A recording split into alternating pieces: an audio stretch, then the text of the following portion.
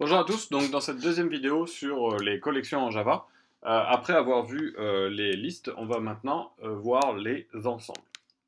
Alors comment on définit un ensemble? On va tout simplement définir un set et encore une fois, on peut dire quel est le type d'éléments qui vont être contenus dans ce set.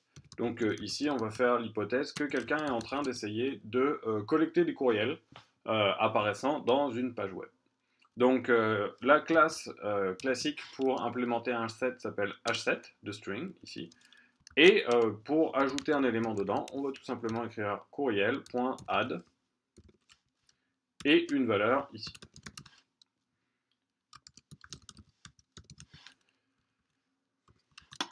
Donc pour ajouter d'autres valeurs, on va tout simplement faire tout un ensemble de add ici. Donc ce qu'on va faire, c'est qu'on va ajouter un joris@plop.org au yo Yahoo Bing et AOL. Alors, une fois qu'on a fait ça, on va aller afficher le contenu de notre set dans notre console.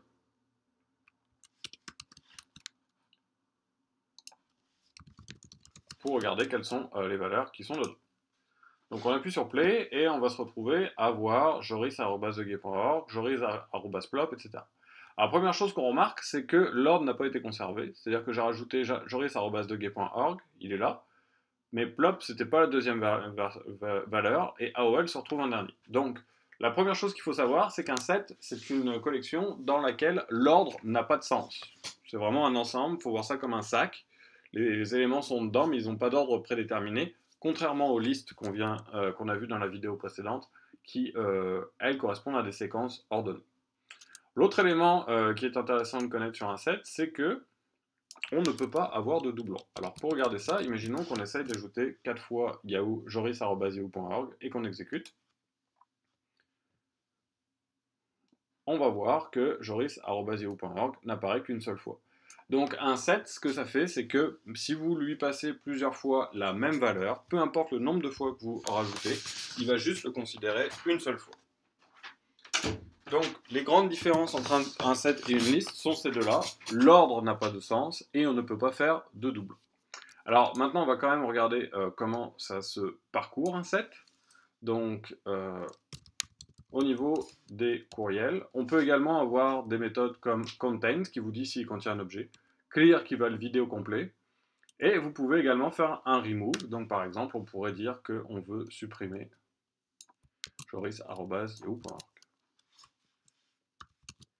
Donc s'il le trouve, cet élément-là, il va le supprimer. Alors comment on le parcourt? De la même manière qu'une liste, on va tout simplement dire pour chaque élément de notre liste, effectuer quelque chose. Alors là, on va simplement faire un affichage en console de cet élément.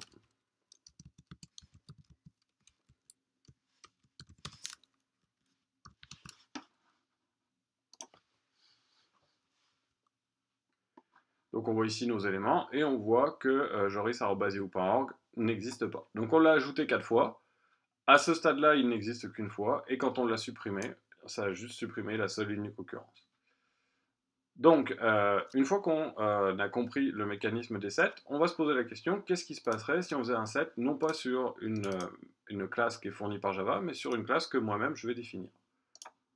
Donc ici, je vais définir une classe que je vais appeler compte, et qui va contenir deux éléments. Une string qui va être le email, et une string qui va être le password.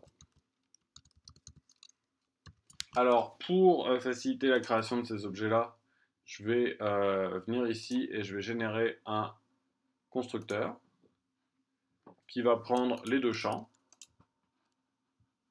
Donc ça va me faciliter le travail au niveau de la construction de nouveaux objets. Et pour faciliter la lecture, je vais aller générer un toString qui va m'afficher à la fois le email et le password. Donc au niveau de mon application, maintenant au lieu de générer un set de string, je vais essayer d'afficher un set de comptes. Alors, je vais réduire un petit peu mon code ici, et puis je vais continuer ici.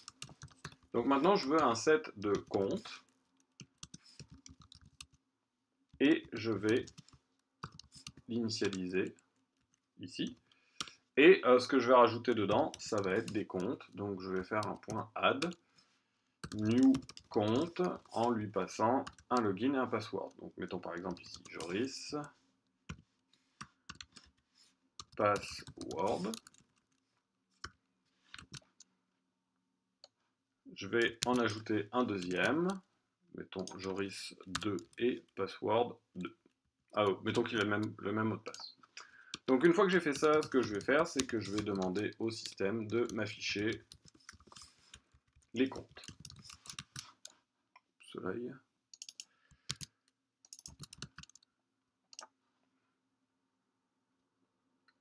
Donc, on voit ici qu'on a un premier compte qui est un email Joris password password et un deuxième compte qui est Joris 2 password password. Donc, ce qu'on va faire, c'est qu'on va essayer de créer un deuxième compte et de regarder deux fois le même compte et de regarder s'il va se rendre compte qu'il y a un doublon. Et il ne se rend pas compte qu'il y a un doublon. Alors, ce qui se passe ici, c'est qu'en fait, il a considéré que cet élément-là n'était pas la même chose que cet élément-là. Alors, pourquoi ça? Parce que, initialement, dans compte, pour savoir si deux objets sont égaux, on va se baser sur la méthode equals. Alors, la méthode equals, elle est définie au niveau des objets. Donc, si vous faites javadoc object, vous allez tomber sur la classe dont font partie tous les objets en Java. Alors, vous avez un certain nombre de méthodes qui sont à l'intérieur, clone, et en particulier equals. Et c'est equals qui va être utilisé par le set pour déterminer si deux objets sont égaux l'un à l'autre. Donc, il va nous falloir redéfinir equals. Donc, ce que ça veut dire, c'est qu'à cet endroit-là, il va falloir que on surcharge, donc c'est ce qu'on écrit avec un override, la méthode qui renvoie un booléen. Non, c'est soit égal, soit non égal, equals, et qui prend en paramètre un object.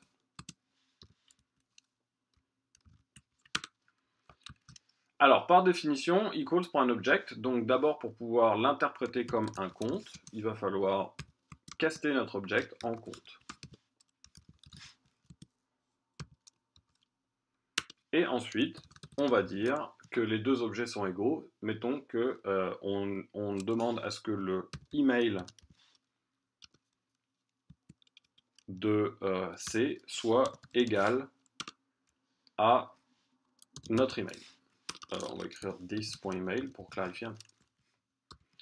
Donc, si on... oups, excusez-moi, ici c'est O.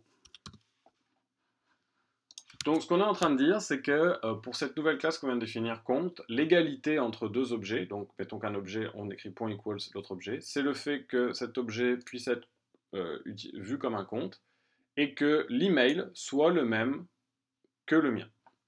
Donc, on va exécuter ça maintenant pour regarder ce qui se passe. Et malheureusement, on a toujours le même problème qui est qu'il ne les voit pas égales.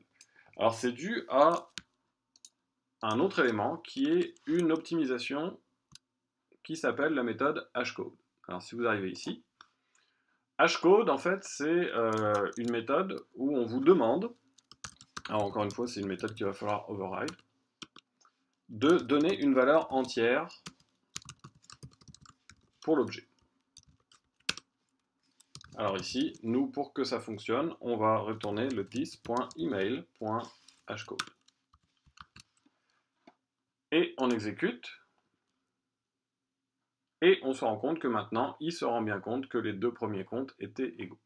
Alors comment fonctionne hashcode? En fait, l'idée est la suivante. Java, pour éviter d'appeler trop souvent equals, va tout simplement demander le hashcode de l'objet. Et si ce hashcode est différent de l'autre objet, il va tout de suite considérer que ces objets sont différents. Par contre, si les hashcodes sont égaux, alors là, il va éventuellement les comparer. Donc hashcode, c'est une optimisation pour éviter le plus possible d'appeler la méthode equals et de gagner du temps par rapport à ceci. Alors, Hashcode et equals sont deux méthodes dont on n'a pas le choix de les surcharger à partir du moment où on utilise notre classe dans un set pour définir ce qu'on veut dire par égalité. Ce que je viens d'écrire comme code peut être relativement facilement généré par IntelliJ IDEA. Donc, si vous allez dans Generate ici, et que vous sélectionnez equals et hashcode, qui sont les deux méthodes qui vont de pair pour l'égalité, il va vous dire, alors vous avez un certain nombre d'options, vous pouvez demander ici certaines possibilités, nous on va prendre le défaut de IntelliJ. Il va vous demander quels champs sont à prendre en considération. Donc là par exemple, nous on avait dit que deux comptes étaient pour la même personne si l'email était le même. Et on n'exige pas que le password soit le même. Donc on peut avoir une seule occurrence d'un courriel dedans. Si on mettait le password aussi, on pourrait avoir deux comptes qui ont le même email mais des passwords différents. C'est pas ça qu'on veut. De la même manière, ils vont nous demander quel champ on veut utiliser dans le hashcode parmi ceux qu'on a utilisés pour le equals. Et finalement, il va nous demander ceux qui doivent être non null. Donc on va spécifier le email ici. Et ça va générer une certaine quantité de code ici, par défaut, standard, de manière à ce qu'il n'y ait pas d'erreur par rapport à ce qu'on pourrait imaginer. Donc on regarde ici le code qui a été généré. Et encore une fois, on se retrouve à avoir uniquement nos deux comptes basés sur les passwords. Alors juste pour jouer encore avec ces concepts, ce qu'on va voir, c'est qu'on va essayer de regarder ce qui se passe si jamais on essaye de rajouter un deuxième compte avec Joris 2 et de changer le password ici avec un password très long.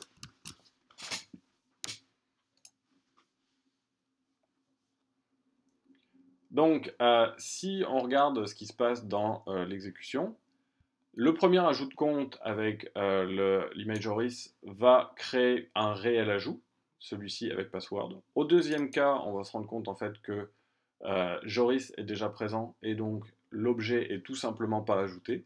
Et on va avoir le même genre de comportement pour Joris 2, le premier est ajouté, mais pas le deuxième puisqu'il est déjà existant.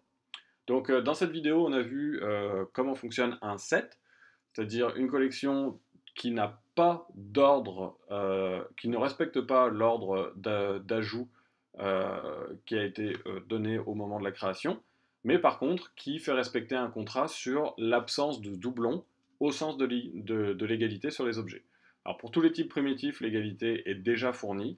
Ce qu'on a vu, c'est qu'à partir du moment où on définissait une nouvelle classe, c'était notre responsabilité à travers les méthodes equals et hashcode de redéfinir l'égalité.